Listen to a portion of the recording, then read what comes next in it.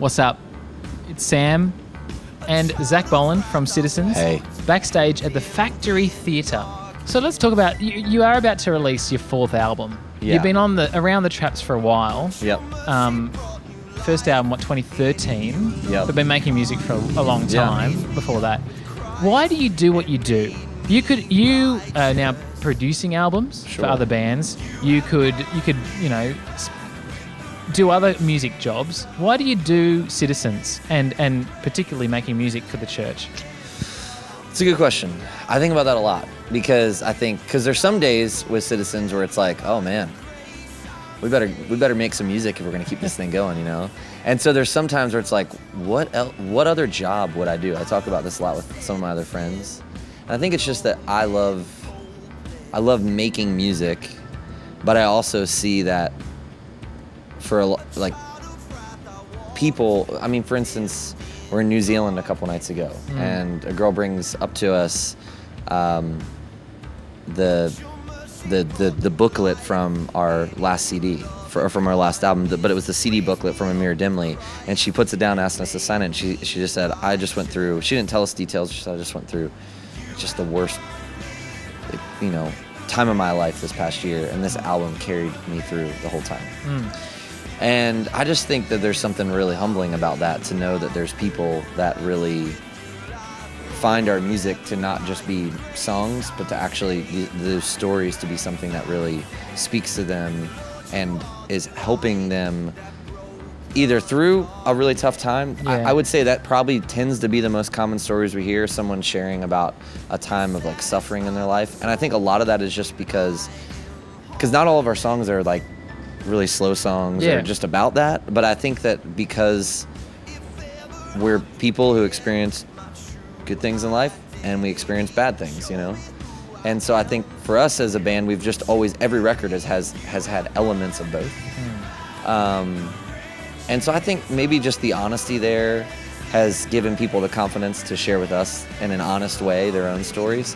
So that's really invigorating for me to know that our music is something special to people in that way. Yeah. Oh. Plane going over us. Classic Marrickville. Here we go. Did you realize that you've got an extra backing band tonight of planes going over? We're dropping them in. Yeah, that's good. We're going to do fireworks at the end too. Top Gun thing. Thinking about that though, to think that your music is impacting people right around the world, thousands of people, do you feel a bit of a weight or a stress on you as you write music based on scripture, that you're thinking people in churches are going to sing this around the world? Is that stressful? Oh, that is a great question. I don't know that I've ever thought about it as stressful. Probably the first song that we wrote that became more of a church song was Made Alive. Yep. When we wrote that song, we spent a lot of time thinking about the lyrics and talking with other people around us that were kind of helping us think through the lyrics of that. Yeah. But we had no idea at all that it would become a song that people would not only sing all over the world, but it would be on radio stations, all these different things. And I think that we've just never really had our expectations set on this is going to be the song or a song that tons of people are going to sing. We have an idea sometimes now that we've done Made Alive, and that's kind of, we can know, okay, this might be a song that people might really sing and enjoy.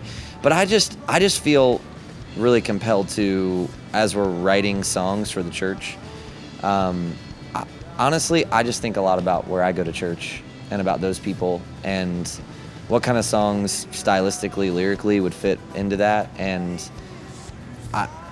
maybe it's just because I'm not thinking about how to make it become a successful thing. People just grab onto it and they sense that. I don't know. But the pressure for me, I feel like if there ever is pressure, it's that I want to say something. I don't want to just write lyrics that are just generic or, I don't know, a regurgitation of something I've heard. Yeah. But I really want it to be lyrics that I've sat with, that it's like, I've heard a lot of people say things that I've written with over the years, like, oh, I shouldn't say that, that's too personal. But I'm like, man, what is that, why? Like, why is that even a question? Why should we question whether or not that's too personal? To me, there's so many songs that we could sing. Not all of them are gonna stick, but I think as far as like corporate church songs, it has to start first with us as worshipers of God, from the place of our own story, and that's what I've enjoyed doing. Do you think, I just think about your albums, first 2 released in Mars Hill Music, third independently, I guess, and now this 4th one is through Humble Beast and crowdfunded. Yeah. Has your creative process changed over that time, the way you write music, the way in which you, do those different release platforms influence the sound and the writing? 100%, yeah. So like when we did our first album, we were in way over our heads because the church was set up to where we had a live music where we could share live music. Yes. So we'd share the music from that Sunday, and all of a sudden we were just posting stuff like 2 months into being a band, and it was the most listened to thing on the whole website. So they were like, well, we should have the Citizens do an EP. And then we did that, and that was just hymns. I think Oh God was on that, which was, the first original song, I guess, that we released. And again, people were really finding, impacted by it and enjoying it and finding it to be helpful in their churches. And so that sort of set us up on an interesting trajectory at first. So when we went into our second record, I was really thinking a lot about, all right, we got to write these songs that churches are gonna be able to sing, and they're gonna be able to do this and all this stuff. And to my surprise, while there were some songs that turned out that way, it just didn't wind up being like that. Okay. And that's probably my biggest regret in this whole band, the history of the band, is that we spent time on one record really trying to focus on it as if to make it become this big church thing. Sure. And we kind of just put that to rest. And we're like, you know what? There's a lot of songs. I mean, that's probably one of our most popular records. Or some of the songs from that record, people really love Join the Triumph. But since that point, I think where I shifted gears was that I'm not going to write anymore from a utilitarian standpoint.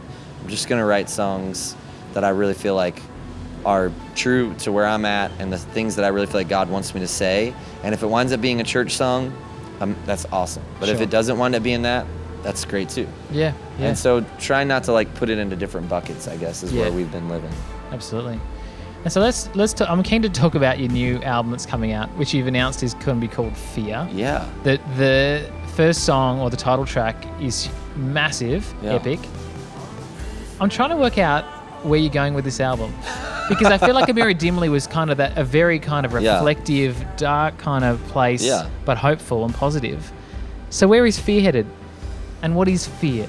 Fear. That's a great question. We had a lot of we deliberated a lot over which song we would release first, because there's a lot of directions that the record takes.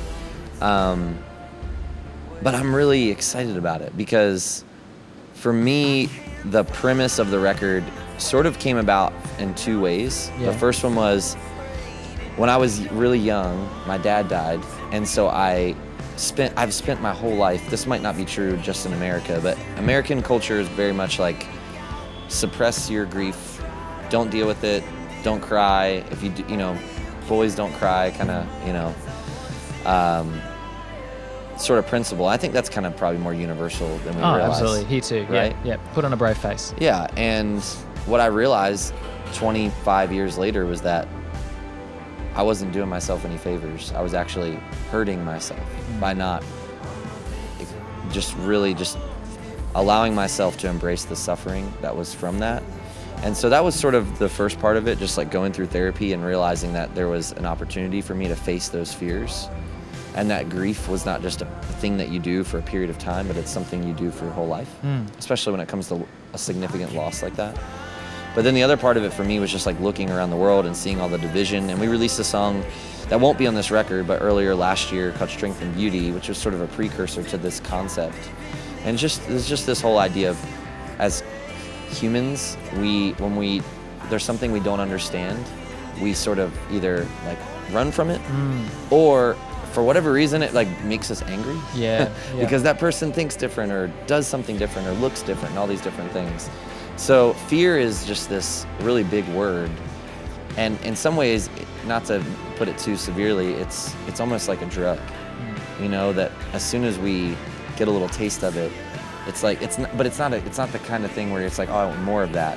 It's the kind of thing where it just feeds us dark side of us.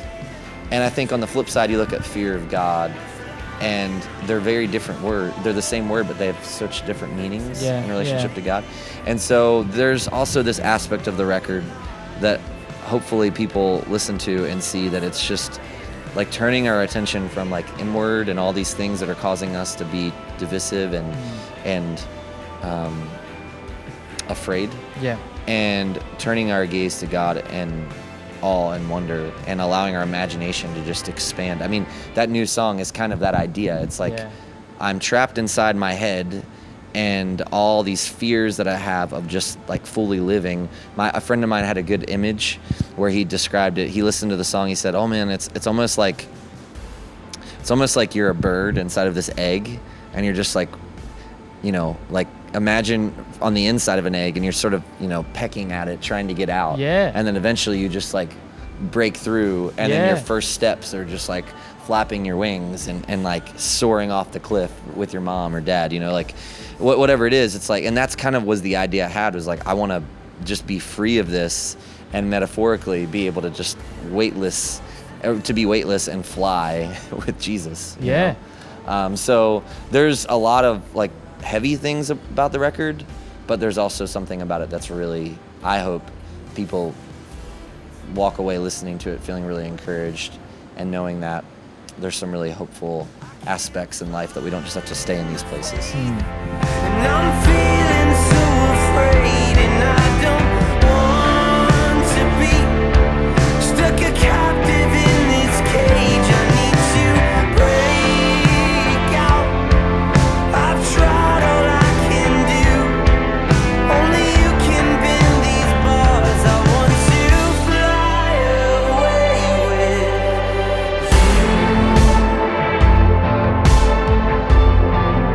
you. I'm so excited to hear it. And I picture, it was weird when I heard it for the first time, I was picturing similar, swirling around like in a washing machine kind of scenario, not knowing which way's up, but then that freedom that comes, that's really exciting. The album was funded with a Kickstarter. Yeah. And the really thing that I was stoked about is that Sydney was the #1 city in the world that got behind the album. Yeah. I mean, you've played here before. You sold out a gig with King's Kaleidoscope, but that did it surprise you? It did. Because, I mean, I don't know, the internet's a weird thing, because you put something out there. I mean, even the other night, we put on Instagram Live, we just posted the show from Melbourne. Yeah. And, you've got people from Brazil and Singapore and Japan and people back in the States and in Canada and Mexico. People from all over the world, while we're here in Australia, away from our country, that are watching and observing this thing. And I just, the Kickstarter was unique because it was sort of this really, you have this feeling or sense that, okay, there's these people all over the world that are listening. But then that's sort of like this really tangible way where people are saying, I want to get behind this record. Yeah. And to see that, people from Australia were, down here, like, so into this record. That was very, I guess I shouldn't have been surprised after our last time playing here and this show tonight being sold out. But it was really humbling to know that there's people all over the world kind of tuning into this. Yeah. And even when we released the new song, for the first day, it could have been, I don't think it was just because we're in Australia. The people of Sydney just really support what we do. And when we released Fear, they were the #1 city listening to the song when we released it. Yeah, so it's awesome. Maybe you should move here. Thinking about it. Yeah. Yeah. It's a bit warmer than Seattle, though. It is. I've been sweating a lot. You've come at a bad time of year. Both times. Yeah. January's very hot. But I'm okay, though. I'm not melting yet, and I like it. I've got a problem with you, Zach, because when you were here last time, you were Citizens and Saints. I bought your tee. Oh, boy. With the Citizens and Saints, the kind of floral design. Yep. I just saw on your merch stand, it just says Citizens now, and I know that you're the Citizens now. So I've got this kind of piece of, can I still wear it legally, or will I be arrested? I guess we lost our sainthood. Yeah, we're no longer saints, so it's trying to work that one out. That's a problem, considering you're writing music from the church. Sure. We just like Citizens a little bit more as a name, so we'll give you some duct tape or some tape to put over the Saints part. Fantastic. If you were to cross it out in permanent marker, Yeah. then I'd feel like it's an official Yeah, we could do that. change. Yeah, let's do it. Okay, that's good. That's good. Let's do that. Zach Bolen from Citizens, Yes. Without the Saints. It's been so good to see you again, old Yeah, friend, you too, and Sam. to have another chat. Yeah. And really excited to see you play tonight. Let's on do this stage. again a year or two from now. In person. It's our 2-year reunion, Yeah, is it it? is our 2-year Every reunion. single Yeah. time. 2-year interview. I love okay. this. Lock it in. 2021, January. Come on. We'll Let's do go. it.